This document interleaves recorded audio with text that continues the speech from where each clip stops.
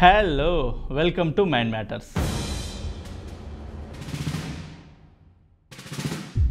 ప్రపంచంలో మారుతున్న అభిరుచులకు అనుగుణంగా టూరిజంలో కూడా చాలా చేంజెస్ వచ్చాయి. అంటే ఇంతకుముందు టూరిజం అనేది ఒక మానసిక ప్రశాంతత కోసం వెళ్ళేవారు. ఒక మంచి లొకేషన్ చూడడానికి, లేదా దైవ దర్శనాల కోసం కావచ్చు, లేదా కొన్ని చారిత్రక ప్రదేశాలు, లేదా ఏదైనా కొత్తగా ఉంటే దానికోసం వెళ్ళడం, ఇలాంటివి ఉండేవి.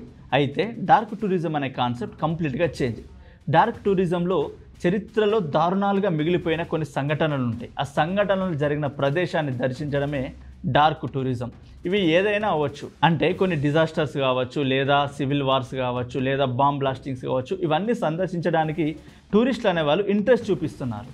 ఇప్పటి వరకు ప్రశాంతత కోసం టూర్కి వెళ్ళిన టూరిస్టులు గత కొంతకాలంగా ప్రపంచంలో జరిగిన చీకటి అధ్యాయాలు అసలు ఎలా జరిగాయి, వాటి నుంచి మనం నేర్చుకునేది ఏమైనా ఉందా ఆ తప్పుల నుండి అనేటివి అధ్యయనం చేయడానికి, లేదా అక్కడ జరిగిన డిజాస్టర్ను చూడడానికి ఎక్కువ మంది మొగ్గు చూపుతున్నారు. అసలు ఈ డార్క్ టూరిజం అంటే ఏంటి అన్నది ఈ వీడియోలో మనం చూద్దాం. డార్క్ టూరిజం అంటే ప్రపంచంలో ఘోరమైన క్రూరమైన ఘటనలకు గుర్తుగా మిగిలిన ఆనవాళ్లను సందర్శించడం. ఈ జాబితాలో తరచుగా మరణాలు, విషాద ఘటన, విపత్తులు ఎక్కువగా సంభవించే ప్రాంతాలు ఉంటాయి. అదేవిధంగా పూర్వపు యుద్ధ భూములు, జైళ్ళు, నిర్బంధ శిబిరాలు, స్మారక చిహ్నాలు సైతం ఉన్నాయి. మారణ హోమాలు, హోలిస్టిక్, పారానార్మల్ ప్లేసెస్ అంటే తెలుసు కదా, గోస్ట్ టూర్స్, అలాగే మంత్రగత్తెలు ఉండే ప్రాంతాలు, యుద్ధ భూమి, న్యూక్లియర్ విస్ఫోటనాలు జరిగిన ప్రదేశాలు కూడా ఈ డార్క్ టూరిజంలో ఉంటాయి. అదేవిధంగా గోస్ట్ హౌజులు, గ్రహాంతర వాసులు, యూఎఫ్ఓలు గుర్తించిన ప్రదేశాల సందర్శన కూడా ఈ డార్క్ టూరిజం కిందకే వస్తుంది. ఈ సంవత్సరం డార్క్ టూరిజం విలువ 2,55,000 కోట్లు. అలాగే 10 సంవత్సరాల తర్వాత 2034 నాటికి దీని విలువ 3,46,000 కోట్లుగా ఉండబోతుందని అంచనా వేస్తున్నారు. అంటే డార్క్ టూరిజం అనేది ఎలా డెవలప్ అవుతుంది అన్నది ఈ అంచనాను బట్టి మనం అంచనా వేయొచ్చు.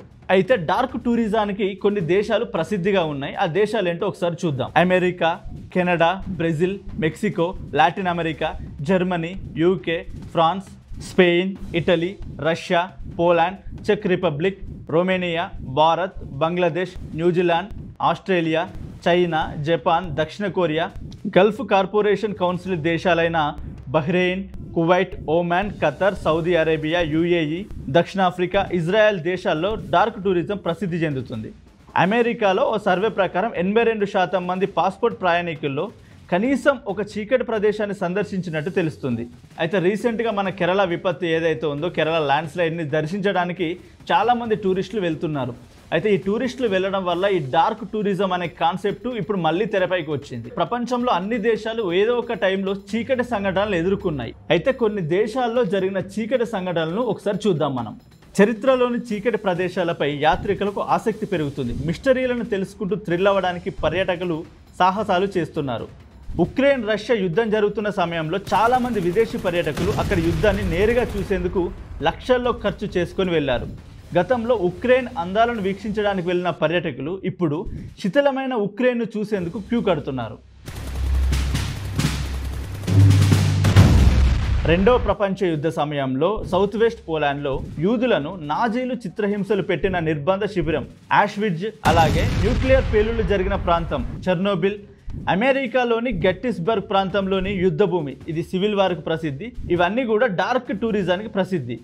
అమెరికా అధ్యక్షుడిగా ఉన్నప్పుడు జాన్ ఎఫ్ కెనడీ హత్యకు గురైన ప్రదేశాన్ని కూడా ఎక్కువ మంది సందర్శిస్తున్నారు. చాలా కాలం కిందట ఫ్రాన్స్లో బహిరంగ ఉరి శిక్షలను అమలు చేసిన ప్రాంతాలని చూడడానికి కూడా ఎక్కువ మంది సందర్శకులు ఆసక్తి చూపుతున్నారు. జపాన్లో అణుబాంబులతో నాశనమైన హిరోషిమా, నాగసాకి పట్టణాలు, కంబోడియాలోని కిల్లింగ్ ఫీల్డ్, అమెరికాలోని వరల్డ్ ట్రేడ్ సెంటర్, రువాండా మరణహోమ ప్రాంతాలను కూడా సందర్శించే అంతర్జాతీయ పర్యాటకులు పెరుగుతున్నారు. మన దేశంలో కూడా డార్క్ టూరిజం కొన్ని ప్రదేశాల్లో ఉంది. అవేంటి అన్నది చూద్దాం. భారతదేశంలో స్వతంత్ర సమరయోధుల జ్ఞాపకాలను గుర్తు చేసే ఫోర్ట్ బ్లేయర్ సెల్యులార్ జైలు, అమృత్సర్లోని జులియన్ వాలాబాగ్, ఇది జనరల్ డయ్యర్ భారతీయులను ఊచకోత చేసిన ప్రాంతం. ఈ ప్రాంతంలోని ఉద్యానవనం, స్మారక చిహ్నాలు చూడడానికి వెళ్తున్నారు. ఉత్తరాఖండ్లోని గార్వాల్ హిమాలయాల్లో ఎత్తైన రూప్కుండ్ సదస్సు, ఇది అస్థిపంజర అవశేషాలతో నిండి ఉంటుంది. రాజస్థాన్లోని తార్ ఎడార్లో కుద్దారా గ్రామం, ఇక్కడి ప్రజలు ఒక్క రాత్రిలో చనిపోయారని కొన్ని పురాణాలు చెబుతున్నాయి. మహారాష్ట్రలోని పూణేలో శనివార్ వాడ చారిత్రక కోట, ఇక్కడ అతీంద్రియ శక్తులు ఉన్నాయని ఒక ప్రచారం ఉంది. రాజస్థాన్లోని భాంగార్ కోట, మొఘల్ దళాలు చేసిన ఊచకోతకు ఇది ప్రసిద్ధి. గుజరాత్లోని అరేబియా తీరంలో డుమాస్ బీచ్, పురాణాల ప్రకారం ఒకప్పుడు ఇది హిందువుల శ్మశాన వాటిక, అందుకే అక్కడ ఇసుక నల్లగా ఉంటుందని ఒక నమ్మకం ఉంది. గుజరాత్లోని లోథాల్ సింధు లోయ నాగరికత ప్రదేశాలు, ముంబైలోని తాజ్ హోటల్ ఇది 2008లో ఉగ్రవాద దాడి జరిగిన ప్రాంతం, భోపాల్లోని యూనియన్ కార్బైడ్ పాండ్ ఇది భోపాల్ విషవాయువు దుర్ఘటన జరిగిన ప్రదేశం, అలాగే గుజరాత్లోని భుజ్ ఇది భూకంపానికి తీవ్రంగా దెబ్బతిన్న ప్రాంతం. తాజాగా భారీ వర్షాల కారణంగా కొండ చర్యలు విరిగిపడి తీవ్ర ప్రాణ ఆస్తి నష్టం జరిగిన కేరళలోని వయనాడ్ ప్రాంతాన్ని చూసేందుకు ప్రజలు పెద్ద ఎత్తున వచ్చారు. అయితే సైన్యం చేపడుతున్న సహాయక చర్యలకు ఆటంకం ఏర్పడడంతో అధికారుల విజ్ఞప్తి మేరకు వెనక్కి తగ్గారు. సో మీకు నచ్చిన ఒక టూరిజం స్పాట్ని కామెంట్లో మెన్షన్ చేయండి. సో ఇది ఇవాల్టి వీడియో. మరొక మంచి వీడియోతో మళ్ళీ కలుద్దాం. Thank you.